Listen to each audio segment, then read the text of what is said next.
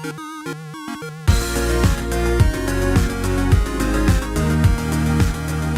to another Anime Kingdom review. See by the title below, yes, this is a double episode review on episode 5 and 6 of Katsugeki Touken Ranbu. And if you were wondering why it's a double episode review, you know, it's pretty much I missed last week's episode and I still want to give my review, so I decided, like you've seen before countless times on this channel, I decided to go ahead and do a double episode review for, you know, reviewing both of them.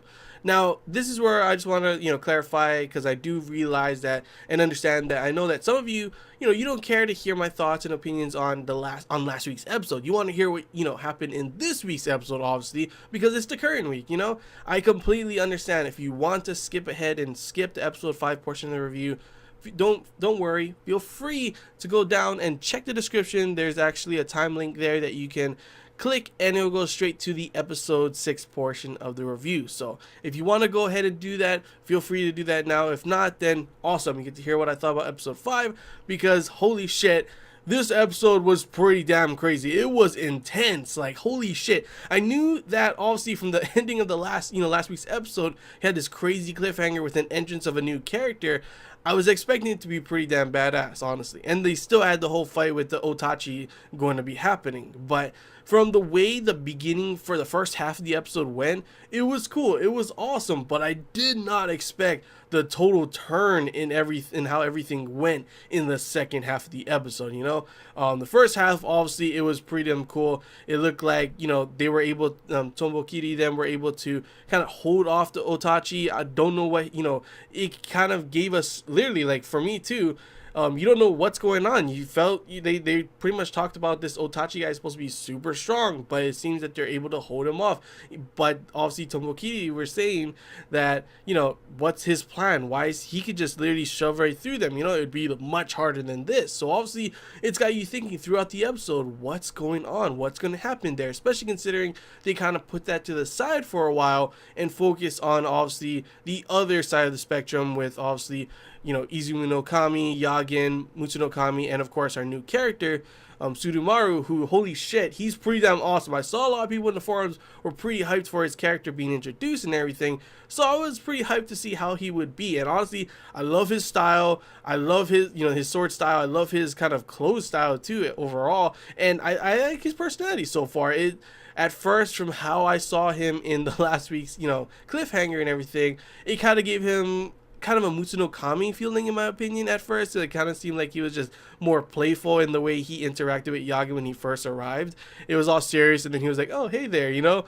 And then at first I thought that's how it was gonna be, which I was like, oh, I don't know if I want two of those kind of characters, but it's definitely shown he's a lot different from that. Sure, he can be a little playful at moments, but I love just the overall kind of cocky, confident attitude that he has.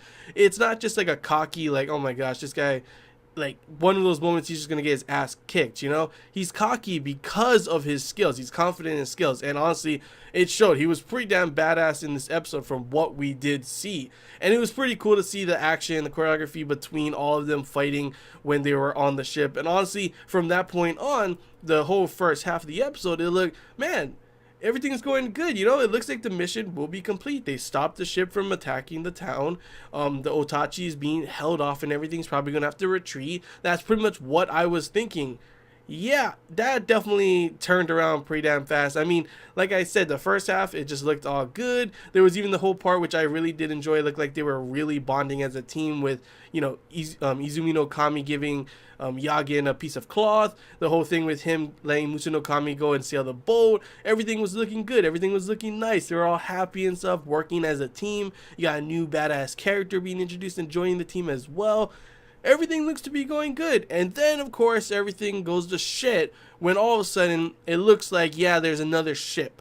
Not only is there another ship, there's a shitload of those monster guys, the Time Retrograde army on the ship. And not only that, we find out that they also have modified cannons that are a lot stronger than they should be in this time era, which just goes to show how far back they're being pushed and how desperate they are to go ahead and change the history of everything, obviously. And it seemed like this was the plan all along, in the fact that the Otachi, right when he sees that one guy, he goes straight through. And this is the part where the action was just just damn intense and crazy. Seeing Tombokiri go against him when he's this Otachi, when he's going full blast, like full strength and everything, and the dude like rushing up to the top and showing like a signal flame, I guess, to the ship, and all of a sudden the ship just blasting the town. It was like, holy shit, they're actually going to fail this mission, aren't they? Is this like supposed to happen? Are we going to get like a reset kind of thing? Because obviously this does have to do with time. Could they, just go back in time and do it again? It's kind of like, how a game, sometimes games will be where you fail a mission, you restart it kind of thing. Was it going to be something like that? No, that is not what happens in actuality. Town's getting destroyed. The guy that they have to protect actually does live, so I don't know if it's completely fail. The town is pretty damn destroyed, but he did live, that guy did live. He didn't die from the Otachi, so I'm not too sure if it's a complete failure.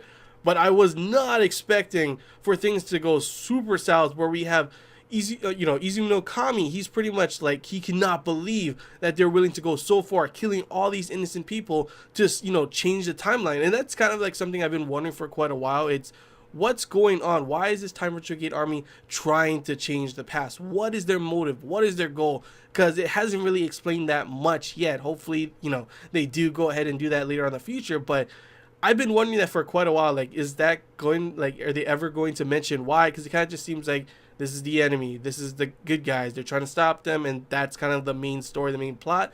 But I kind of want more to it. That's one of the things that I haven't really cared for too much in this series so far, is I'm not really too sure on what the main plot and main story is. It's kind of just like, these are the bad guys, these are the good guys, they got to stop them, and that's pretty much it. It's nothing amazing, it's nothing pulling me in. So far it's been just the how beautiful it looks and the action that's really got me staying to keep watching the show, and of course the characters as well. And that's pretty much it. But I always love a good story, and so far I'm not really too sure what the story is. That's the problem for me. But yeah, Izumi no Kami looks like he's got gravely wounded. He's sinking to the bottom of the ocean. Mitsuno Kami grabs him. They get sent back. But that's not even the crazy part, because I'm pretty sure he's alive. He's just wounded and everything. The crazy part is seeing Tombokiri going straight up against the dude and like barely being able to handle him. His thing broke in half, and that's where I thought, this is something I've been wanting for quite a while. Is it like, if you're since they are the spirits of these weapons, is it when the weapon breaks, do they die? I'm kind of, don't spoil me on that, because maybe it'll explain more in the next episode and everything. But holy shit, like all of a sudden the thing broke, and okay, that's fine. It's not the blade part, right? Stabs the dude, beats him, pretty dramatic, pretty crazy, literally at the edge of my seat, like what's gonna happen next? And all of a sudden his blade cracks a little, and I'm over here like, wait a minute, does that mean he died? Because honestly, it would make sense that they are the spirits of their weapons, so if their weapons break, that means they break. It kind of like showed a little bit too when it cut through his weapon. I'm not too sure if that was like signifying the same thing as well, but he got cut through in half as well, on his from here to here. But that could just be because obviously his weapon broke, so it wasn't guarding anymore, But overall, I'm super excited to see how the next episodes will be, especially considering how the ending of this episode went, with their having a huge cliffhanger of once again another character being shown and introduced. I think his name was Mikazuki, I think. And I saw a lot of people in the forums were super hyped up for this guy as well. So, and considering the fact that he's like the oldest, of all of them, and they're sending in the first unit and everything, I'm pretty hyped up to see what's going to happen, how strong this guy is, how badass this guy is, and how strong the first unit is, and what's going to happen to, of course, the rest of our crew, since they are they failed their mission practically, pretty much, So, yeah, that's all I really got to say about this episode, guys. Gonna have a little cut here, and it'll go straight to the episode 6 portion of the review. So in 3, 2, 1, and here we are at the episode 6 portion of the review. This episode definitely took a step back from all the crazy shit that happened in these past 2 episodes, and it makes sense. Also, you can't have action over and over again. There's going to be an episode where it kind of transitions into a much more calming kind of episode, and that's what we got in this one. The mission was, I guess, complete. At first it was kind of a huge question mark for me. I said in the last episode that, was their mission really successful? They were able to save that guy, but the city was burning and everything because of those cannons. Were they able to at least stop history from changing? That was the big question for me going into this episode. To which, of course, we do see the Master tells, Izumi no Kami and the rest of them as well, that yes, the mission was successful.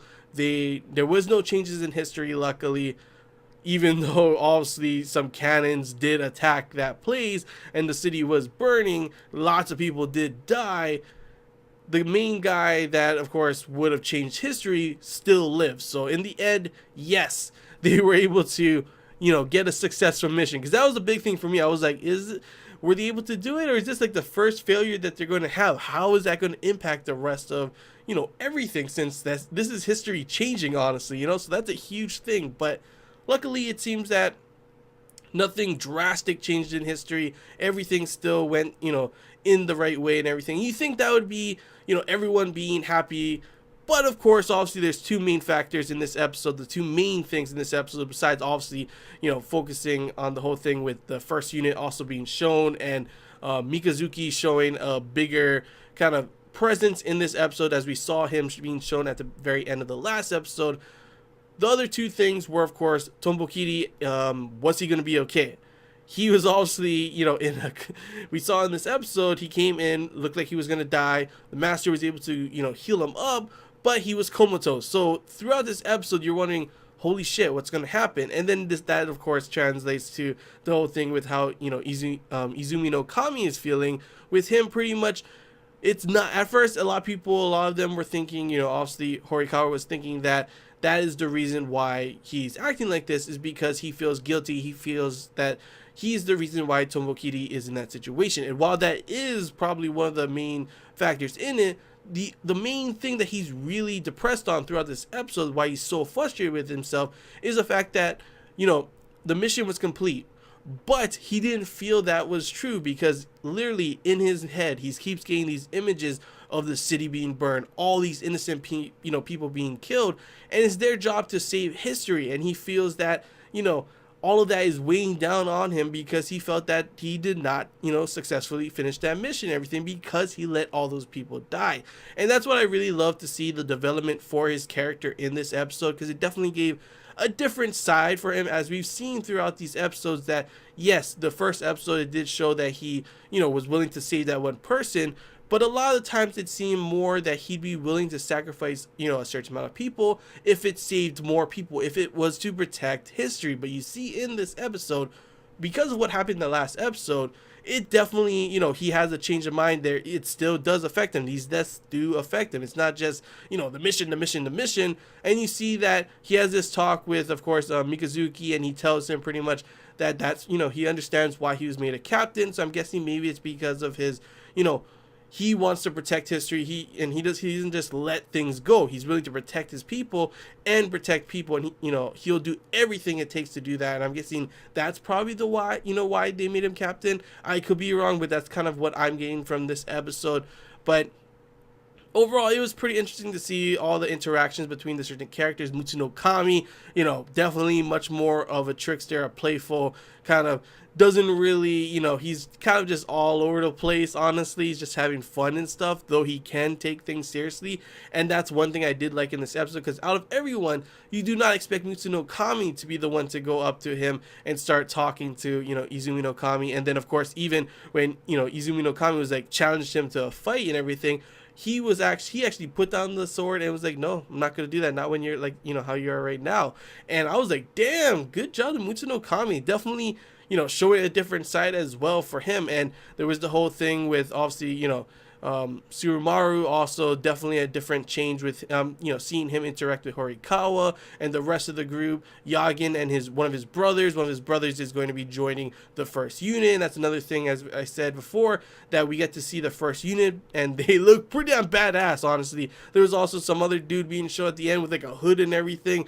Like, he was like, I don't know why he said he's a duplicate or something. I'm not really too sure on that. Don't spoil anything, obviously, but honestly, I'm pretty hyped to see what's going to happen in these next episodes, because they're setting the first unit in on something that obviously is super huge. This is something that is a huge change, that could be a huge change in history. So they're sending their best unit, which is, of course, the first unit, along with Mikazuki going in as well. So we get to see how strong the first unit is. We get to see how Mikazuki is, because I saw a lot of people were excited for him as well.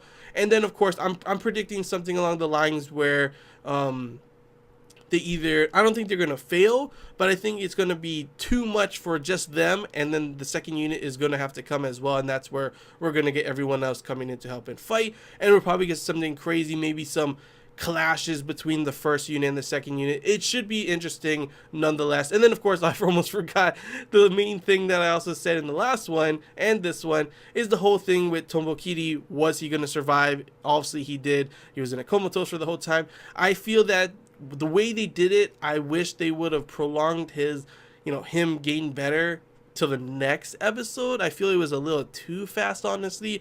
As a viewer, it was definitely like, holy shit, what's going to happen? That's definitely something that's weighing down on all of them, wondering, is he going to be okay and everything?